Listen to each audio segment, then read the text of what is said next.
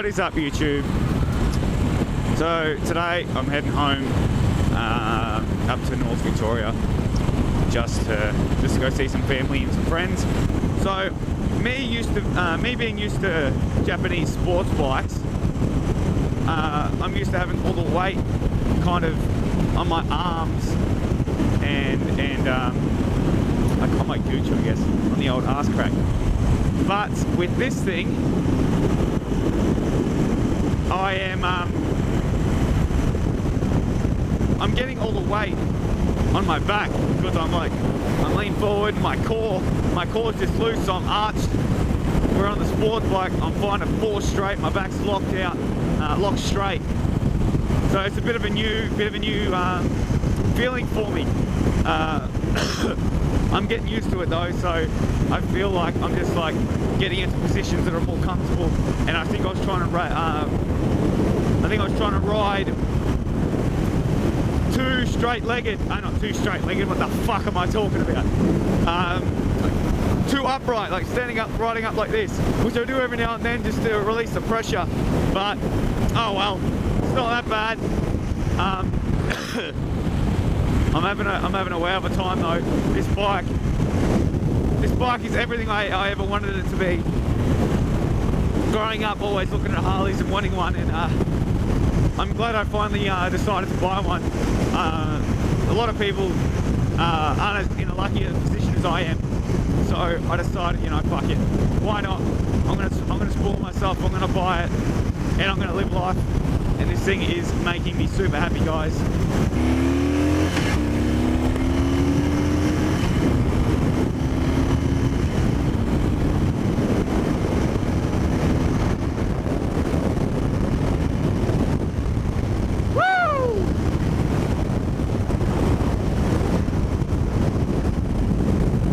God damn, this thing's fun. I got distracted. What was I saying? Yeah, if you've gone from sports bike to sports bike and never really ridden a cruiser style, go to a dealership and book a test ride, because you're gonna have the fucking best fun of your life. But make sure you can actually open it up, because riding this thing in the city sucks fucking dick. I don't enjoy it at all, it's fucked. So my other little Kawasaki that I was planning on selling and paying for my pipes on this, well, that's not going to happen. I think I'm going to keep them both, just because I can't be fucked riding this thing every day into the city. Even though I love this bike, I don't want to destroy it by putting all these Ks on it and smashing it through the city, having people touch it and people getting real close to me and shit. It's stressful. It's stressful when you love something so much, I guess. But maybe that's just going to be like a new toy syndrome that I'll grow out of. Eventually I'll just see this as another bike maybe, but I don't know. When I had my R1, I thought the same thing. I was like, I only want to ride this on weekends, I'm going to enjoy it for what it is. And then ended up being my daily. But then I ended up wanting to get rid of it because I wasn't using it for what I intended it for, and I wasn't enjoying it. I wasn't enjoying having it. It was just costing me so much money to run the fucking thing and go get tyres for it and the services and stuff. The services on that old R1, I wasn't old, it was fucking new. It was costing me like $1,000 a year over services, and I'm a uni student, right? So I can't really afford just to fork out $1,000 every year. Like, it's pretty bad, but oh well. This is the first time that I've ever ridden a bike on this road. I've driven this road probably, I don't know, 50, 60 times over my life going up to Melbourne, or down to Melbourne I should say. And I've always said to all my mates, I was like, this would be the best road to ride a bike on. And it doesn't disappoint. I love it. I love this road. I love trees. Because where I'm from, in North Victoria, you know, there's very little amount of trees, like, don't have any type of forest, stuff like this. It's real open plains, I guess. Oh, I couldn't have asked for a better day. I rode to the first petrol station, just to fill up just out of the city, and I took my jacket off and gave it to my girlfriend. I was like, I'm not fucking wearing it. Took my bag off. Oh, it's so good. I'm free. I normally ride with a bag on because I'm going to uni. So I always feel so fucking, so weighed down. That's why I always love riding around in a singlet and stuff, just because it breathes. It feels so good. It's so addictive. But today, I'm riding all the way home with nothing on. Nothing on. I'm fucking butterball fucking naked. Nah, I've got pants on. Nah, yeah, I'm enjoying this so much, guys. I don't know how this thing goes on fuel though. Cost me $7 to get halfway, so that's actually really good. Oh, so I think it cost me $7. Yeah, $7 halfway. So I think this bike's only going to cost me like $30 all up to get home, just because, you know, I already had a bit of fuel in there. So it's going to be good times. But damn, this thing's amazing. So I bought this bike for $10,000 off Harley Heaven in Melbourne, in the CBD.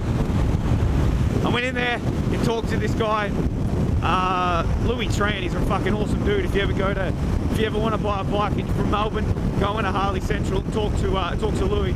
He'll give you a good deal. He's a real nice bloke. Anyway, so I went in there and I was like, you know, my maximum to spend is $20,000, and that would have to be like for a second-hand bike, something good. If you're watching this from America, in Australia, this is a street bob. Brand new, this thing's like 25 to 30,000, depending on what extras you put on.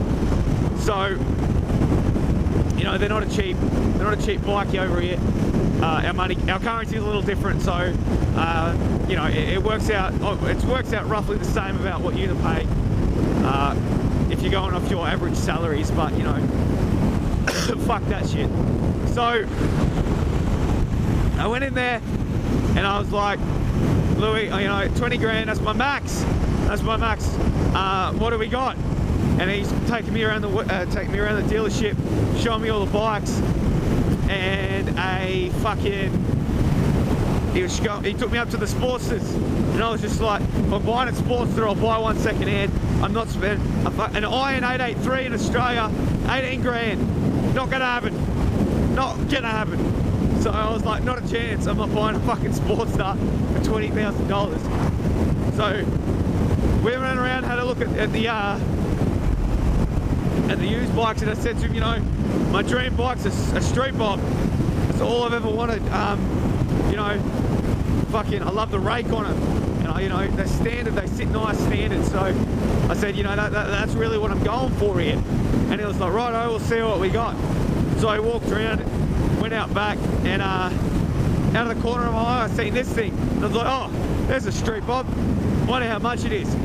When I looked at it, it had 7,500 Ks on it, and it was up for 9.5 grand right away. So I was like, God damn, that's cheap.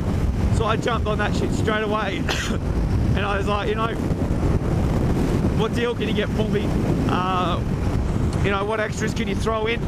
Not bike parts, like, you know, warranties and stuff. And he's like, look, drive out the door for 10 grand, you know, roadworthy's done, in your name, 12 months rego, and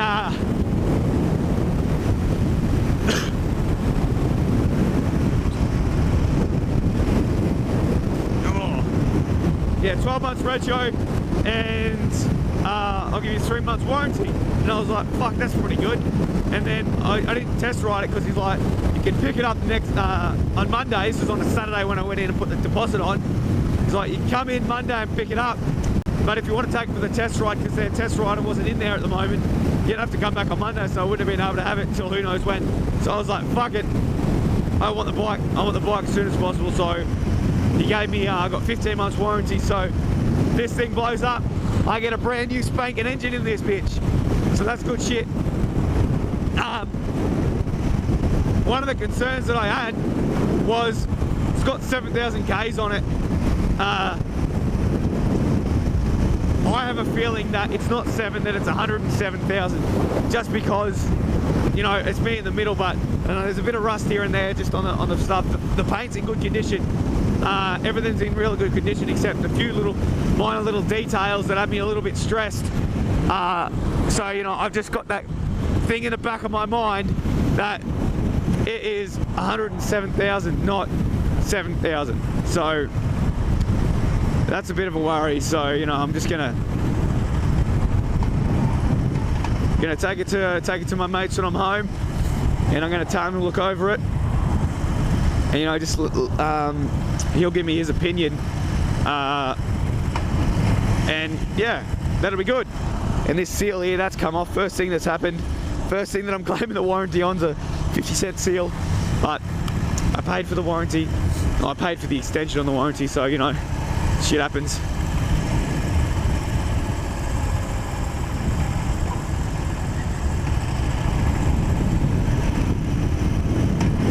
Oh.